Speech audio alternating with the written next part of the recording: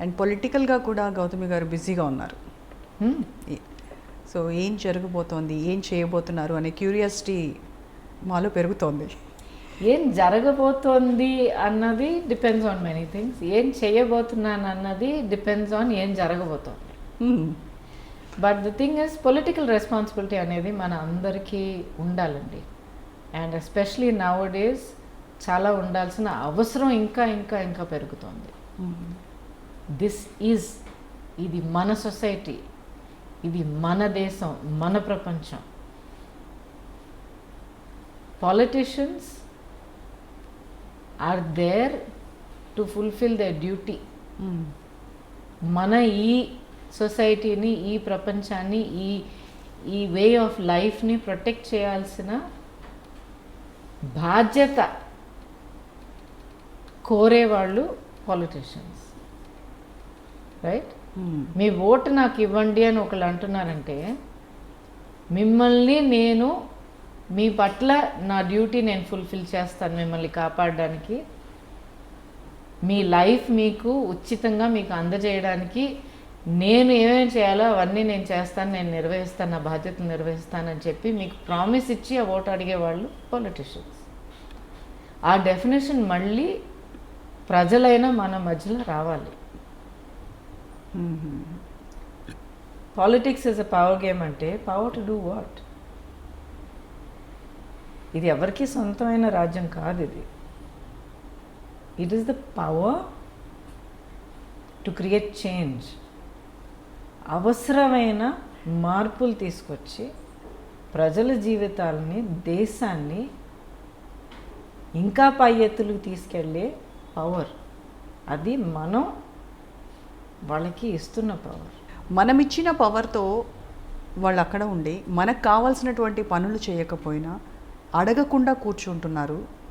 కానీ అడిగడానికి ఎప్పుడు ముందుంటున్నారు గౌతమి గారు.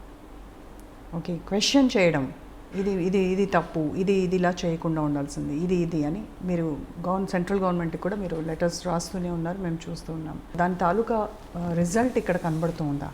రిజల్ట్ ఎప్పటికన్నా వస్తుందండి. ఎందుకంటే సస్టైన్డ్ ఎఫర్ట్ అనేది ఉండేటప్పటికి డెఫినెట్గా దాని తాలూకా రిజల్ట్ దొరుకుతుంది.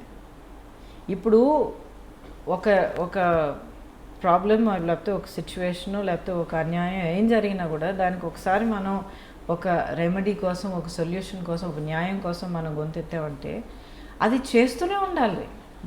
ఇది ఒక ఐడియలిస్టిక్ వరల్డ్ కాదు. ఇది నిజ ప్రపంచంలో మీరు చూసారంటే న్యాయాలు ఎంతవరకు ఉంటే అన్యాయాలు అన్నీ ఉన్నాయి. మనం డైలీ మనం కళ్ళు తెరిచి చూస్తే మన చుట్టూ ఉన్న ప్రపంచం అదే కదండి. So more we have to fight and we have to keep on fighting. Tamil Nadu politics ఎలా ఉండబోతున్నాయి? ఎప్పుడు ఎవరు చూడండి ఏదో జరగబోతోంది అనేటువంటి మాటలు మేము నమ్మచ్చా? డిపెండ్స్, మీరు ఏమింటున్నారు అనేది మీరు చెప్తే దాని ప్రకారం నేను చెప్పగలుగుతాను. అంటే ఇక్కడ ఎప్పుడూ లేనిది నేషనల్ పార్టీ బీజేపీ ఇక్కడ రాబోతోంది, స్ట్రాంగ్గానే ఉండబోతోంది.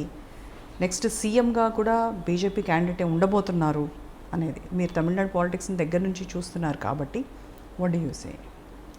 ఫ్యాక్ట్ ఏంటంటే అండి, ఇన్నేళ్ల తర్వాత డెఫినెట్లీ ఈరోజు బీజేపీ అన్నది చాలా ప్రామినెంట్, స్ట్రాంగ్ పార్టీగా ఒక పొలిటికల్ ఐడెంటిటీతో తమిళనాడు కామన్ మ్యాన్ మధ్య నిలబడింది చాలా స్ట్రాంగ్గా.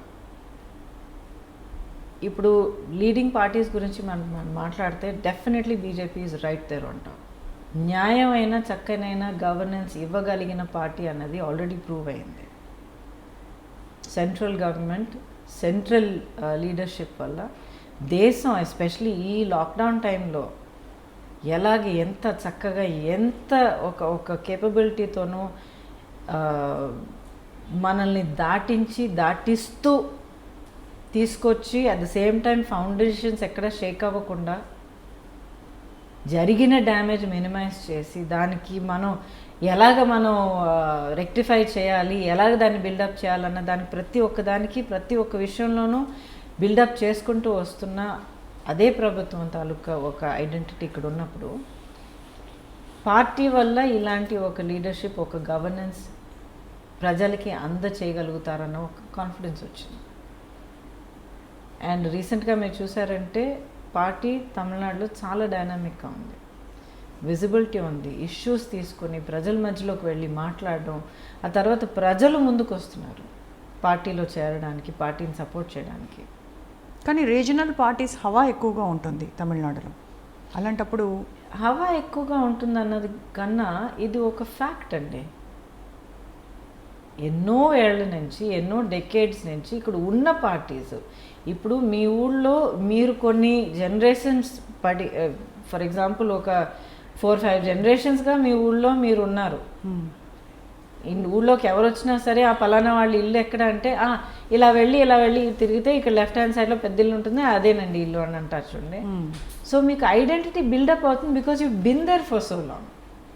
You understand? సో అది న్యాచురలీ. సో అదే పేరు చెప్పి మీరు చిన్నప్పటి నుంచి మీరు లేకపోతే మీ పేరెంట్స్, మీ గ్రాండ్ పేరెంట్స్ వాళ్ళ పెద్దల దగ్గర ఏ పేర్లు, ఏ మాటలు, ఏ కథలు విని పెరుగుతారో అది మీ మైండ్లో ఉంటుంది. సో మీరు హవా అని మీరు అన్నారంటే అది హవా అని అనడానికి ఇక్కడ లాజిక్ ఉంది. బట్ హవా అన్నదానికి అంతకన్నా స్ట్రాంగ్గా వచ్చిన ఒక హవా కొట్టుకుని వెళ్ళే ఛాన్స్ కూడా చాలా ఉన్నాయి.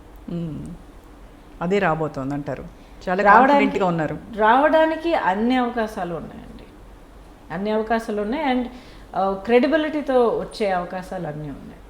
అండ్ మేము ఇన్ ఫ్యూచర్ గౌతమి గారిని ఎమ్మెల్యేగా చూస్తామా, ఎంపీగా చూస్తామా? Let us see.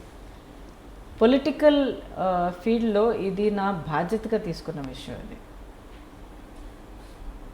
ఎందుకంటే పేరన్నా, కెరియర్ అన్నా, పబ్లిక్లో నలుగురు మధ్యన ఒక మంచి గుర్తింపు అన్నది by God's grace and people's love వల్ల నాకు చిన్నప్పటి నుంచి నాకు దొరికింది.